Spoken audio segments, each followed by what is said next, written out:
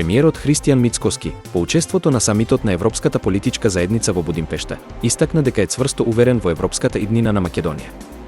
Тој нагласи дека заедно со македонската делегација ги презентирале ставовите и аргументите за европските интеграции на земјата, фокусирајќи се на економските цели и развојниот план.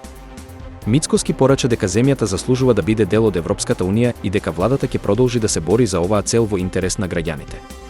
Нашето место е во Европската унија и тоа е цел која мора да ја оствариме, изјави премиерот, додавајќи дека секоја средба со европските лидери е уште една можност за зајакнување на позициите на Македонија на меѓународната сцена. Според него, владата ќе вложи максимални напори за заштита на националните интереси, обезбедувајќи просперитетна иднина за државата и нејзините граѓани. Министерот за транспорт, сообраќај и инфраструктура во оставка, Горан Весик, посочи дека одговорноста за несреќата на железничката станица во Нови Сад, каде што загинаа 14 лица, треба да се бара кај инвеститорите и проектантите. Весик објасни дека според законот за планирање и градење, Министерството не е вклучено во техничките спецификации на проектите, туку само проверува дали се исполнети законските услови. Тој истакна дека реконструкцијата на настрешницата, која се сруши, не била извршена при отворањето на станицата во јули годинава. Весик додаде дека доколку изведувачите забележат разлики на терен од оригиналниот проект, тие се должни да ги прекинат работите и да го информираат надзорот за да се направат корекции. Тој најави дека станицата ќе остане затворена додека траат дополнителните проверки на објектите, истовремено нагласувајќи дека за време на неговиот мандат Министерството издало само еден документ, финалниот проект за извршување на работите. Весик поднесе оставка 4 дена по трагичниот настан. Идната администрација на Доналд Трамп веројатно ќе донесе значајни промени во односите меѓу Соединетите Американски држави и Европа, особено на полето на безбедноста и трговијата. Аналитичарите предвидуваат дека Трамп ќе го игнорира Брисел и ќе комуницира директно со поединечни земји, создавајќи потенцијално нееднакви услови меѓу европските членки. Во однос на зелената транзиција, иако Трамп остро го критикуваше законот за намалување на инфлацијата, негово целосно укинување би значило загуба на работни места и предност за Кина, што дополнително би ги влошило односите со Европа.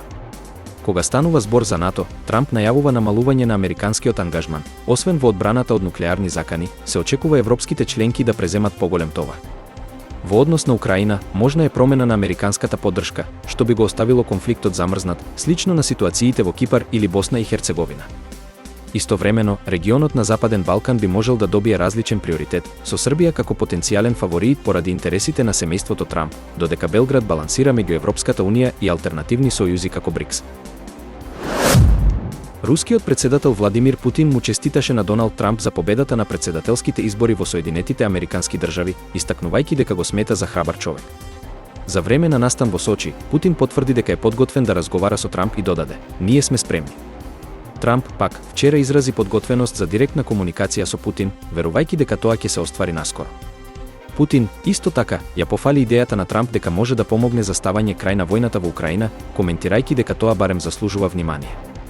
Во текот на кампањата, Трамп тврдеше дека може да ја заврши војната за еден ден, иако не даде конкретни детали за неговиот план. Путин го истакна и начинот на кој Трамп реагирал на обидот за атентат, опишувајќи ја неговата реакција како коректна и храбра. Според најновите проекции на ABC News, Доналд Трамп ја победи Камала Харис на американските председателски избори, освојувајќи 301 електорски глас во споредба со 226 за кандидатката на Демократската партија.